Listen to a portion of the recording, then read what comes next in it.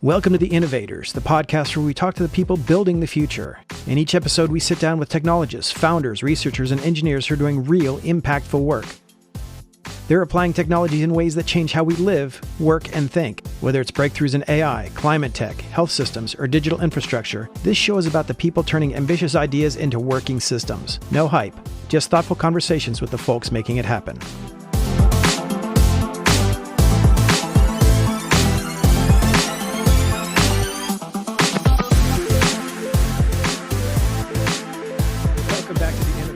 Podcast about amazing people doing amazing things. Today on the show, I have Kermit Shao. He is the founder and CEO of CubeVi. Welcome, Kermit. Hi, John. Nice to be here with you. Yeah, okay. Tell me what CubeVi is up to. CubeVi is building the next generation computer interface, providing the real 3D depth and the true presence.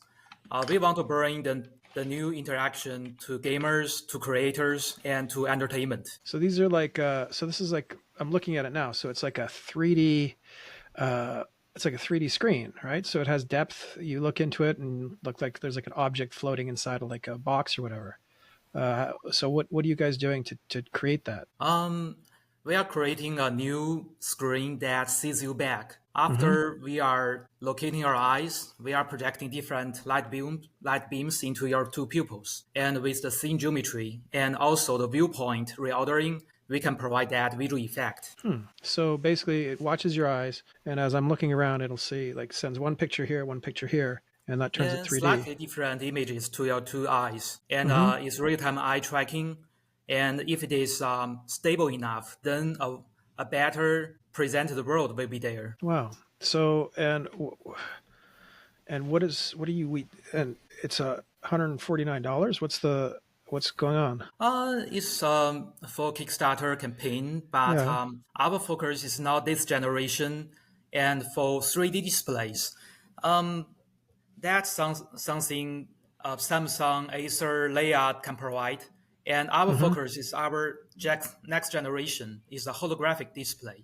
So the difference is the first is an open optical environment and need a very high dynamic range, like motion sensing games. Imagine you are playing Beat Saber or Foot Ninja. A fruit coming out of the screen, you can slash it on the left and the right, and your palm extends into a sword, and with the tip reach into the screen to slicing the ones far away. And the whole thing, the geometry is perfect. And imagine a bullet coming towards your eyes, and you can dodge the bullet by tilting your head, and you see visually the bullet come beside your heads. Yeah, interesting. So it's different. It's about the open optical design and also the high dynamic range in terms of light field. And another difference is the bandwidth.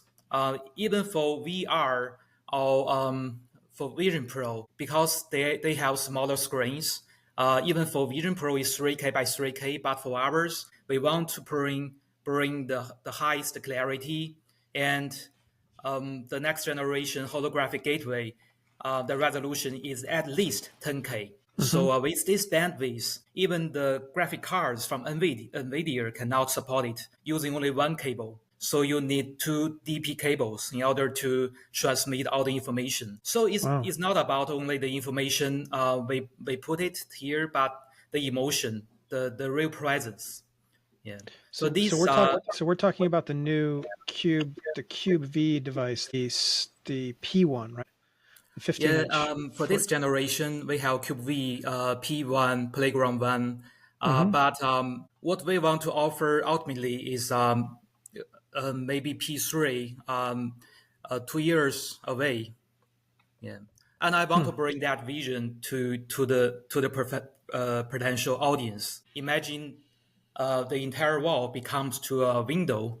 You can see through, and the cherished ones from the other corner of the world is rendered in front of you. It's a cross spaces display.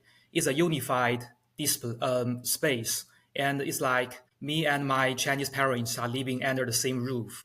Wow! So you basically can create like a 3D environment with just cover the wall with cover the wall with 3D panels, and it just becomes another room in your house for essentially. Yeah, it's about the connection and communication between people, and it's about the connection heart to heart rather than just the image. So we want to make people to meet people rather than just seeing people. So I think it makes a lot of sense. How far along are you with this product? For the holographic wall, we are so far from it. But with a good enough holographic gateway in the form factor of a monitor, we are so not so far from it.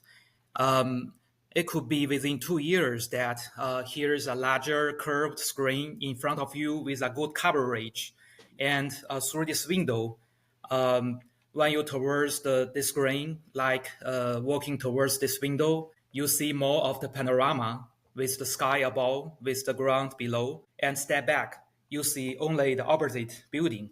So the world is with absolute stability and absolute clarity. Wow, So that's this is fascinating. what we can do in less than 2 years. Okay, very cool. Yeah.